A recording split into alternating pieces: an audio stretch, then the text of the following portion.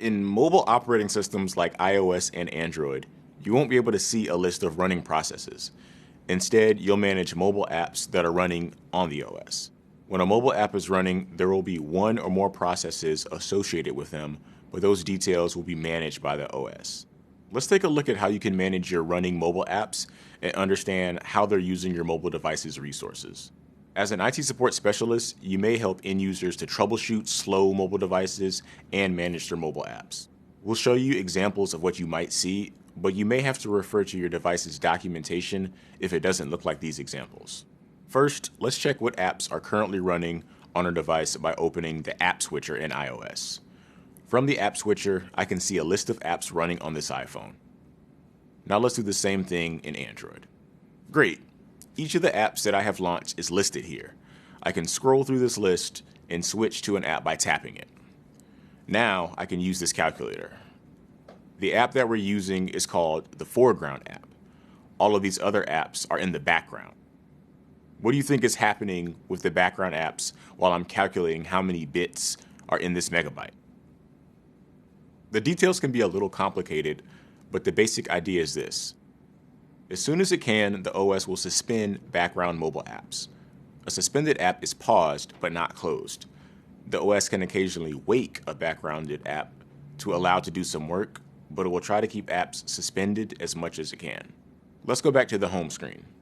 Now that I'm on the home screen, all of the apps are backgrounded, and there are no foreground apps. The calculator hasn't been closed. Each new app that you open will be kept backgrounded and usually suspended.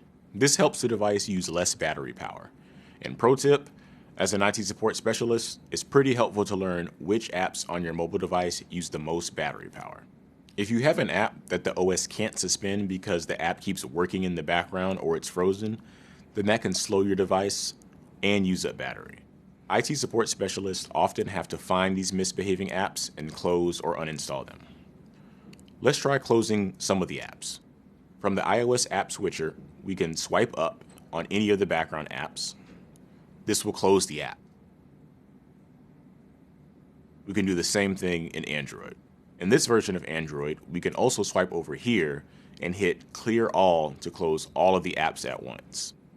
You can troubleshoot a misbehaving app by closing apps one at a time and seeing if there's one app in particular that slows the device down.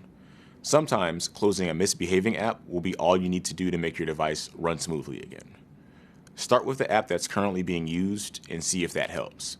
The App Switcher shows you the apps in order from most recently used to least recently used. Work backwards through time, trying one app at a time. Remember that this is not something that you should have to do very often to make your device work properly. With current versions of iOS and Android, you shouldn't ever have to close an app for performance reasons unless the app is misbehaving. It can actually use up more battery to close and reopen an app than it would if you had just left it running. If you discover that you have an app that's routinely misbehaving, you can try resetting it completely by clearing its cache, like we saw in an earlier video. If the device is still running sluggishly after closing all of the apps, the next thing to try is to simply restart the device. And if restarting the device doesn't fix the performance issues, or it's only a temporary fix, then we need to dig deeper. Let's check the battery use of the apps that we've installed. On the iPhone, I go to the Settings app, then Battery Health. Here, I can see how quickly the battery's been used since the last charge. I can also see which apps are using the most battery. Let's look at the same settings in Android. Again, I go to the Settings app, and from here, I'll choose Battery, then More, then Battery Usage. From here, I can see which apps are using the most battery. If I see an app that's using a lot of battery, then it might not be working as it should.